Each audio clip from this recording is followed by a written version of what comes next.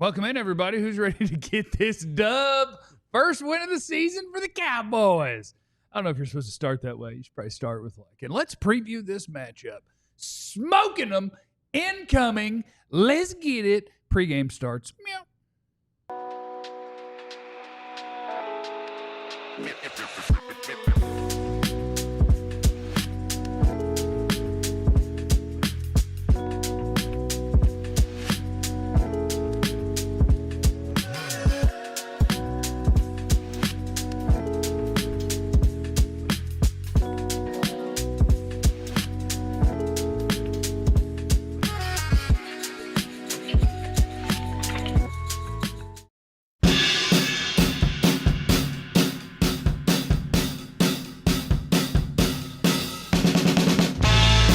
What's up, friends, and welcome in to the DLLS Cowboys pregame show. We got Cowboys-Giants here in 29 minutes. They're going to kick it off here in about an hour and a half. You'll have your feet up, nice and relaxed, realizing you've won the game when it's 17-3, and then just set an alarm for about an hour and a half after that for the postgame show, and we'll be ready to hang out with you. So welcome in. It's Cowboys and Giants, and it's Dub City time. Dub City time.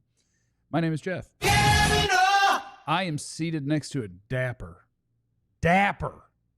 former Cowboys wide receiver Jesse Holly. Oh, Jesse Holly went 77 yards. It must be a reality show. It's like an understated pink, but it looks real good on you. It's not like poof pink. It's like a what's up? This is pink. Yeah, it's soft, right? Yeah, it's like, hi, I am wearing pink. Yes. And he has on Air Maxes that have pink accent, and they look good, and the sock game is good. It's just good.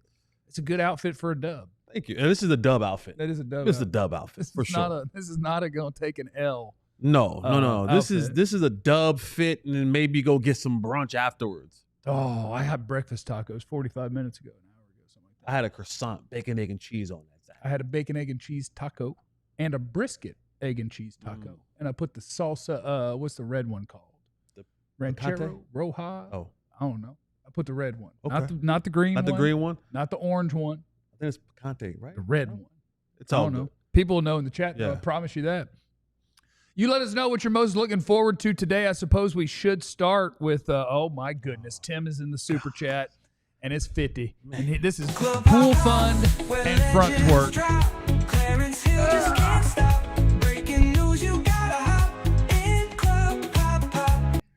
Okay, let's get back. All right, we appreciate you. Of course, Club Pop Pop is a song in honor of our friend Clarence Hill. He is Pop Pop, and R.I.P. I get you in Club Pop Pop. Yeah, we just start with Pop Pop. Tim's in here dropping super chats. Clarence is in here. He got his headphones on. Doesn't realize his audio sounds way better when it's just his phone, but he likes to wear the headphones, and that's fine. What's up, Chill? You know what? I'm glad you told me that, because no one's told me that the audio sounds better when it's just the phone. I was trying to do you guys a favor and not have the background noise. I put the headphones on. So post game, I'll just have the regular phone. Thank you guys. Thank you for giving me that information. And Jesse, I hope you enjoyed the fight last night. It was late night, past your bedtime. You know, you were not up that late. Way past my bedtime, but it was definitely a good fight. Had a good time. And y'all need to give Ali a hard time, because we were doing the emergency pod yesterday. He knew nothing about the fight. I don't do boxing. I don't know what you're talking about. That's the pick and winner. He didn't even know anything about the fight. Okay, Clarence, that's okay. I mean, I'm familiar with the key players because I remember Bud fought Errol Spence, and I had a personal relationship with Mr. Spence, and so that was tough on me. But I exist on the very outside of the boxing world. If you told me the two names, I'd be like, I know the names, but I didn't. I actually looked up the odds yesterday because I was like, I feel like Canelo, because when I saw that he was going up 2 weight class, it doesn't matter. It doesn't matter. Who's active and inactive, Clarence? First of all, your company spent money to go. Ben is there.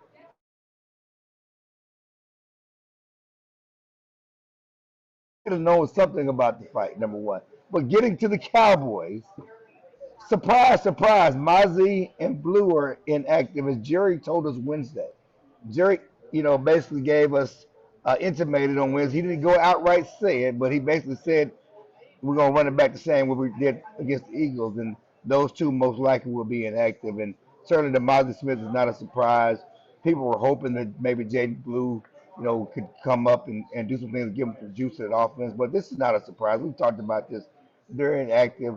Coming to this game was interesting. I talked to now two of the Giants tackles are down. They're both, Evan and the left tackle. We expected them not to play. Andrew Thomas is down, and certainly Evan Neal is not playing. So again, the Cowboys pass rush should eat, and we're not going to say, see, they can do it without Mike. Well, the Giants, might as well have me and you at tackle right now. So they should be able to eat on this Giants pass rush. It was interesting earlier in the week. I was talking to a player, and he said, Dexter Lawrence may not play because his wife is expected to go in labor. And if she goes in labor, be there for that. It's important. But she had the baby on Wednesday, and he's here active today. So you're not getting that reprieve on Dexter Lawrence. And talking to Dak in the locker room on Friday, and we were talking about the secondary, and he said that they should be able to attack the secondary. He said, last week we talked about, the Eagles. Everybody was worried about Jalen Carter, but we knew that there are plays being made against the Eagles secondary. And the same is true this week. We're talking about Dexter Lawrence and those pass rushers, but this secondary is suspect. And CeeDee and Pickens and Turpin and Ferguson should be able to eat today on the secondary. So if you're doing your bets and your picks, PrizePicks, excuse me, CeeDee gonna be over at 80 or 75 yards, whatever it is. More than. It's gonna be more than. You don't want to say over. You would say more than. More than. Excuse me. Yes. More than. Over tends to be a gambling term, and this, of course, is daily fantasy. It's a game of skill. I would like to shout out John, first of all. Could you please put the Giants inactives back up? James is eating it. Eating that up. So we're going to be seeing Jackson Dart when they bench Russ and not Jameis. So, Clarence, I do want to ask you about our guy, Jaden Blue, and this may be a little bit redundant, but when Shoddy talked about Jaden Blue and when I think Jerry talked about it too, I never heard them say words like, oh, well, and remember, we really love the guys we have. And, when we feel like he's a better, none of that is what's said. It was when he strings together a week as a professional, is there a point in time where this becomes a concerning thing, or because it's a fifth-round pick? I mean, a lot of fifth-round picks don't play. So is it not something to worry about, or is it something to worry about at this point? Well, it's something to worry about because it's an acute situation because you don't have any big play home run hitters in the backfield, and you'll look at him to big play. But what you're saying, being a fifth-round pick is not urgent. It's not like Mozzie Smith.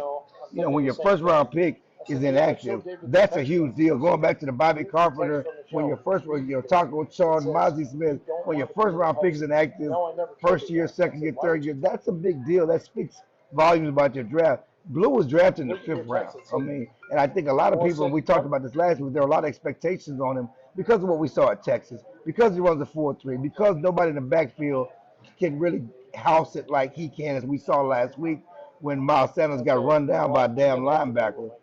So you want that ability in his offense, and certainly you talked about before the season, you want to throw the ball to him, get the ball to him, you want him to be a big part of what you're doing. Again, it's early in the season. Jesse talked about it. We've talked about, going in training camp, his questions about work ethic, professionalism, all this stuff. He has to get up to speed, but they're just not going to give it to him. And again, what has he done to deserve to be on the field at this point from what we've seen? As a player, on and off the field, he's done nothing to say, I should be on the field, I demand playing time. You're missing something. He's done nothing to show that.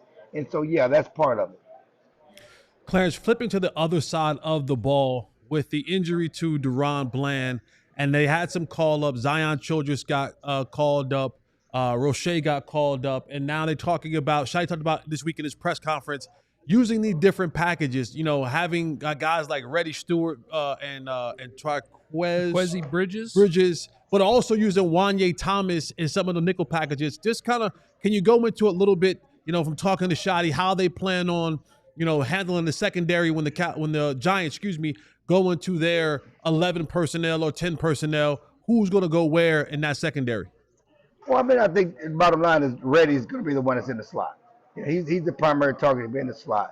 And, he talked about, yes, in some packages, our safeties will help out and do some of those things. I think that's a dangerous point. That's an acute situation for this defense because Wan'Dale Robinson is that receiver, that third receiver is a little little guy who's a pretty good slot receiver. You got to be able to, again, we know what Neighbors can do over the top, but Russ is going to throw the ball at Wandale, and he caught one game last year, I think he caught like 10 passes against the Cowboys.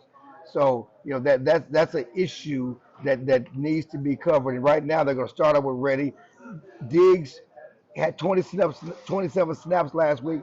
He will get a bigger bucket load, maybe get some time in the regular defense. Last week he really played mainly on passing downs. But yeah, that's the acute situation with this Cowboys defense. Can they hold up against those receivers? I do have one last question for you, Clarence. You're going with a lot of acute lately. That's his word for the week. Why is acute My bad. your word? That's his word of the week. My bad. No, I'm just curious that's where the house is on fire. Okay, if there's the fire right now is right there. That's what the fire is. So let's put out this fire. Okay. That's what the fire is. Okay, it's right. Acute over there, not a cutie like Jesse likes. Acute. Yeah. Clarence, have a great day. Enjoy the game. We'll see you in the post game after the Cowboys win by at least 10. All right, thank you guys. All right, that is Clarence Hill, and we got a super chat from Kerry Matthews, Freak Jesus. He said, this game's going to be closer than you boys think. Poppy the puppy picked the Giants to win this one, fellas. And I think that's going to be tough. It's just not going to work out for Poppy this week. I'm not saying that Poppy the puppy isn't good at picking them. You've given me the record, and it's obvious that Poppy's strong at this. Nobody's perfect. Poppy's taken L's before. Poppy's taken an L today. Yeah, I'm with Retrospect Show. You know what I'm saying? Oh yeah, forget the puppy. Yes, is what he's saying. I'm with Van Gogh to hell. Jeff, I need to hear a Jerry, you proved me wrong rant after signing Tyler Smith. I would like to congratulate Tyler Smith on his new contract. Absolutely. Being, I believe, the highest paid interior offensive lineman in the NFL. And I guess, congrats to Jerry on this time using his blinker to avoid creating a gigantic train wreck on the highway and just actually driving down the road today. Congrats to Jerry. Sure do appreciate you just signing one of your best players. Shame you can't always do that, but congrats on doing it one time, Jerry. What a beast. You're the best. There's a reason you've got a gold jacket. You are smart. I'm stupid. You are handsome. I'm not so good looking. You are, I forgot how it goes. It's a Happy Gilmore thing. But anyway, it is Giants and Cowboys, and they're going to get it on at noon today, and we will talk about all the things that are going to happen. And one of those is, as you asked Clarence about the secondary and seeing how they handle being without Deron Bland. And I tell you, just on paper, I worry if you're telling me Diggs can't play every snap but let's picture in nickel. If Diggs isn't going to be out there on a nickel snap, it is now Kyer Elam, Reddy Stewart, and the Bridges guy. It does help that they like a couple of their backup safeties, right? And then you just figure out how to make it work. The good news is they played this much man last week, right? And so maybe that makes it a little bit easier where you're like, look, as long as you can go where you're supposed to go after the ball snapped, I'm not asking you to chase that guy around. I'm just asking you to do your job. Yeah, no, 100%.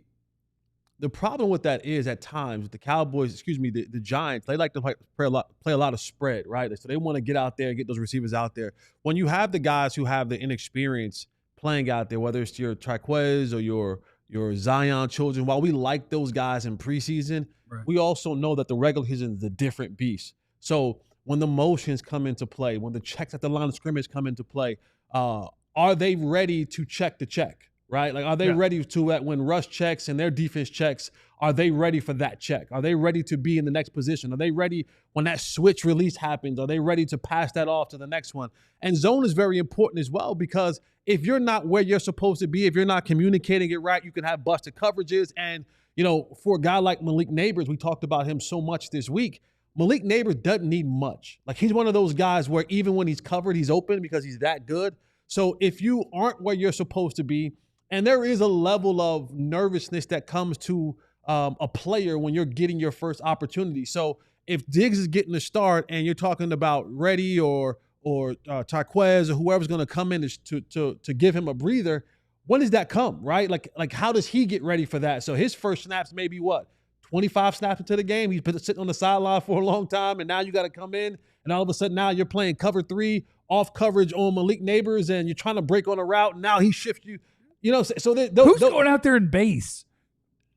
Like if Diggs ain't out there, it's Elam and I guess it's Bridges. I don't know. We don't know. And that's the thing. A lot of these guys, we don't know. They don't have much game experience. So those are the things. And again, we're talking about a player and some players, but in particular, Malik Neighbors, who's a player Malik Neighbors is the guy who can take a hitch, a slant, a stop route, a curl route to the house. Like there isn't a route that he can't take to the house. If he was on a team that could block and had quarterback play, maybe even with Russ, if they could block, like Malik Neighbors might be the sort of guy that at the end of the year, you're like, oh, that is a top 5 receiver. Yeah. Like he's that good. And I would like to say something to Kerry real quick. Kerry Chernich, who said Clarence looked mighty good in the captain's chair yesterday. We had an emergency pod when Booker got signed. Jesse was asleep. I was on my way to a wedding. I had to take a nap because this fight was going to be late at night, and I was going out to watch it. There's no way I wasn't going to make it if I didn't take a nap. I just need to tell Kerry, get out of my pocket. Yeah. Okay? Get out of my pocket and let me make it. We'll get you all the way ready for Cowboys and Giants as we continue the DLLS pregame show next right here. If you're ready to make the world a better place, why not make it and be a big, right? Help some of the younger generation out. There are tons of kids, girls and boys, who are looking for big brothers and big sisters, and we have the place for you to go. So join the Big Brothers Big Sisters program and become a big. And it not only helps the kids, it helps you too, because you get a chance to go out and spend time with these kids who really need that mentor in his life. Someone to show them that attention, that love, that someone cares for them. So if you have the time, just go ahead out there and become a big. Sign up today. What is it? BBBS.org/ALLCITY to sign up to be a big. It is a wonderful opportunity for you to do something great. If you have the heart, if you have the time, if you want to make the world a better place for you and for me, sign up to be a big today. I'd also like to shout out our friends at PrizePicks. What you do is you want to download the PrizePicks app right now, PrizePicks app right now. And you're going to want to go start this thing off with one of the max discount plays. Like, for instance, what's today's date? The 14th. Today you can get Travis Kelce, half a yard receiving. He'll probably get more than that. They give you a little hookup to get you started there. You snag that one, and then you go on and you say, okay, where's CeeDee? Yeah, of course he's going to have more than 80 and a half or whatever. He's going ham today. He's going to have no drops. And that's all you do is you take those projected stats and you say, I think that somebody's going to have more or less than that projected number.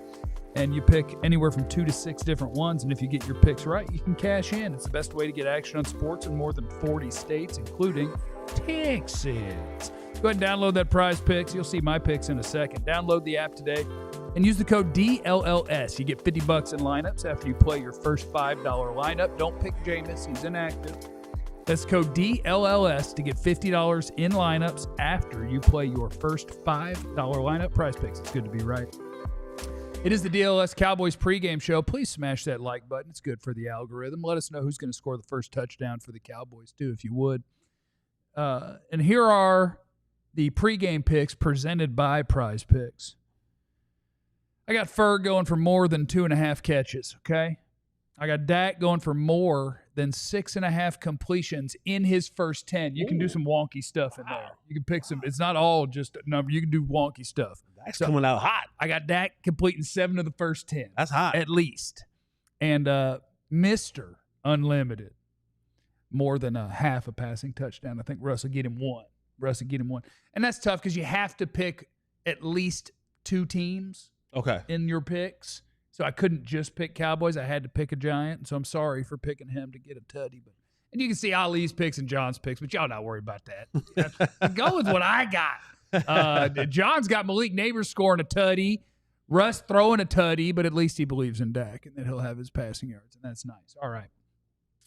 Let's get this party started as we are previewing this. We did a whole thing, a whole film study on Dexter Lawrence, and that'll obviously be one of the biggest things the Cowboys have to get right to not let somebody wreck the game. Yeah, not only is he the biggest guy on the football field, but he is the biggest focus on that defense for the Dallas Cowboys. You look at the stats that we have right here, and you look at what Dexter Lawrence did last year in the season. They're talking about a guy who's 342 pounds playing that one technique, zero technique, three technique, all those shades up and down that offensive line. 9 sacks from a big guy, right? And then the thing that sticks out to me the most is the 10 quick pressures. That means he's getting right to the quarterback, and that puts him in the category of Micah Parsons, Myles Garrett, those type of players for a guy who plays the interior. Doing that from in there, being that hefty. And what he does, man, he gets down in this, he gets down like in this gorilla wide stance. Gorilla's good. I was thinking frog. He gets down, he gets down in this like silverback gorilla wide stance, and he is so quick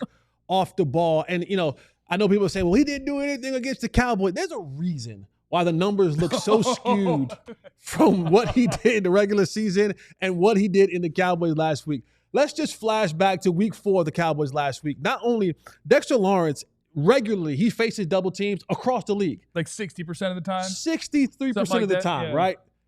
Just take a wild guess. The number of double teams that he faced against the Dallas Cowboys. I think the Cowboys believe in their line. So if it's 63% on average double team in Dexter Lawrence, I'll say the Cowboys did it 40% of the time because they're not scared. Yeah. Times 2. 40 times 2. The Cowboys 80. double team Dexter Lawrence Every snap. 80% of the time on their pass rush plays in their week 4 meeting last week. That's the highest double team rate versus any defender in a game since 2018. Oh, who was that? I want to know now. We got to go back. John, go back 7 years. I need to know who got double teamed 81%. It's got to be Aaron Donald. Yeah, it's probably Aaron Donald. Or is that still J.J. Watt time, maybe? No, that's Aaron Donald. Okay. That's Aaron Donald. So the Cowboys, man, Tyler Smith, congratulations. You just got paid. You got work to do. BB, you got work to do. Tyler Booker, you got off last week because the dude had a spitting incident, right? He's a little spit, little. I don't think you're going to have that this week. I don't think Dexter Lawrence. I hope Dexter gets within 30 feet of Dak pregame. I don't think Dexter Lawrence is going to spit on anybody this week. If the Cowboys are going to be successful on the ground, in the air, at any point in time of this game, keep the same schedule of double teaming Dexter Lawrence and not allowing him to wreak havoc in the middle of that pocket. And I'll say that this is for multiple reasons. One, just you don't want him wreaking havoc, right? That's number one. Number two, your quarterback is best when the middle of his pocket is clean.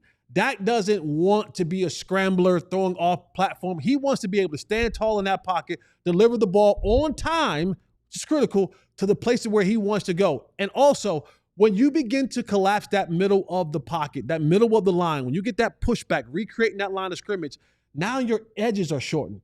And it may not look like much, but if those edges become shortened, now Kayvon Thibodeau, now Brian Burns, and now Abdul Carter, that coming around that corner becomes a little bit easier, and you'll be shocked and amazed just how much a half a second. Oh, yeah. A second is a lifetime. We're talking about a pass rusher getting to the ball, strip sack, fumble. So the Cowboys got to continue to do what they have to do in the middle, double, triple team Dexter Lawrence if you must, but you cannot let him come in here and wreak havoc on this football game. And I think also, like with Dak, he does the non-cheat code things really well, right? Like people want in their quarterbacks the super big arm and the incredible athlete and all that, and like Dak's not going to bring you those, but he'll bring you the doing the little things right.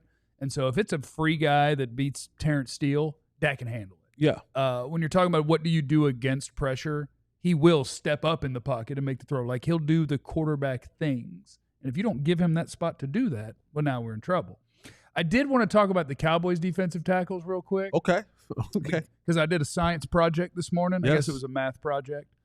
But I just wanted to see, and on if you give all your money to the NFL, you can get NFL Pro and watch the All-22 and all that. And then, so what I did was I went in and for every defensive tackle, I said I want every play that he played for each of the Cowboys defensive tackles because I wanted to check something. And what I wanted to see was when it started off with I wanted to know Kenny Clark. When he was on the field, how were they against the run? And so I did it, and I did the math. These are the carries when he was out there. These are the yards. Let's do a math equation. And Kenny Clark, when he's on the field for the Cowboys in week 1, running plays averaged 3.3 yards per carry. That's a fine job. Yeah. That's a fine job. And if you don't believe me on my math, it's all right. It's right there. I got it right there for you. And so then I was like, okay, Let's check the rest of it. Because I was saying last week, like, Kenny Clark is doing a great job. What's the number when he's off the field? I'd kind of like for them to trade for another one. Kenny off the field. Hold on. So he was 3.3 when he was on the field.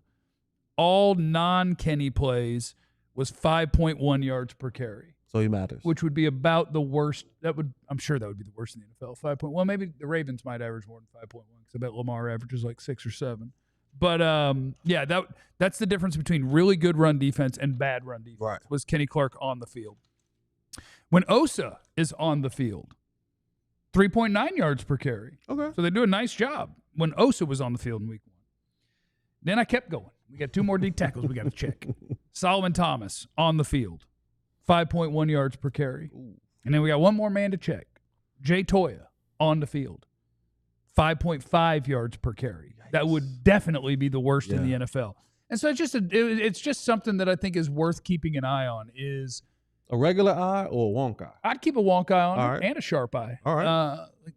Can Kenny Clark continue when he is out there to be because he's a solid, good run defender. And week 1 he was really good.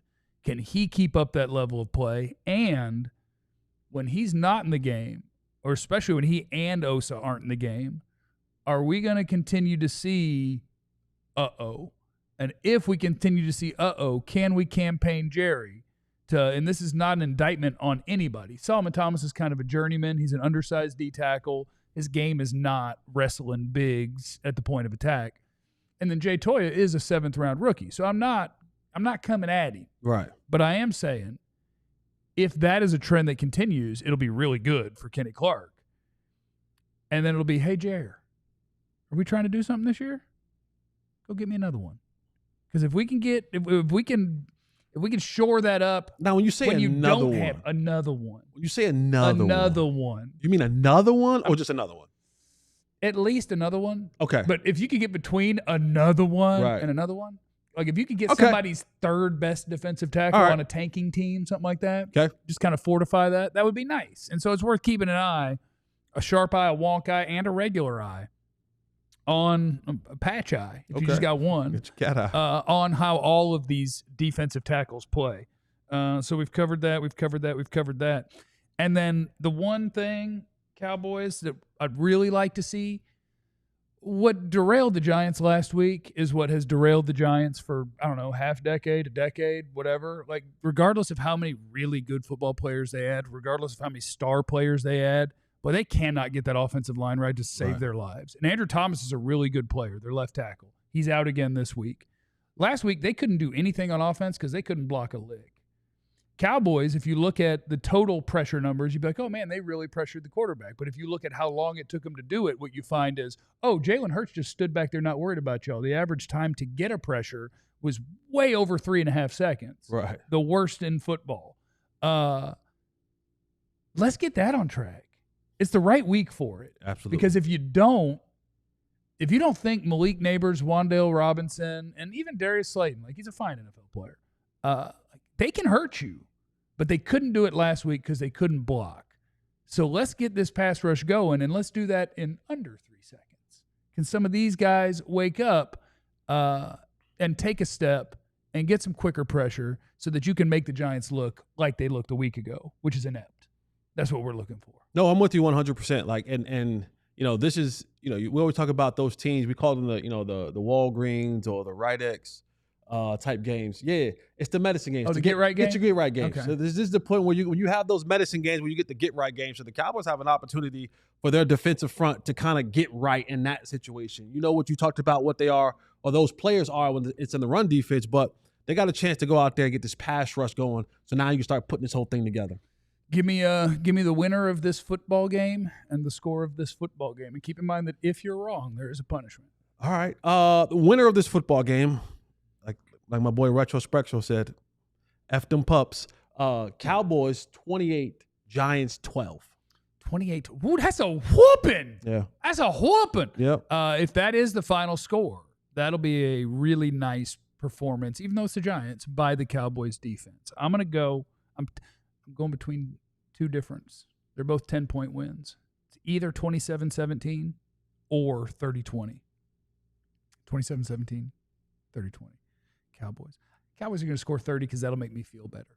Cowboys 30, Giants 20, and we'll see you guys in about 3 hours on the DLLS Cowboys post-game show. That's Jesse Holley, the finely dressed, great broadcasting former Cowboys wide receiver, and I'm just a guy named Jeff on YouTube. But thanks for stopping by. We'll see you in the post-game. Remember, you have no idea what anybody's going through, so be cool to everybody. We love you. Be easy. Eliminate the contingencies.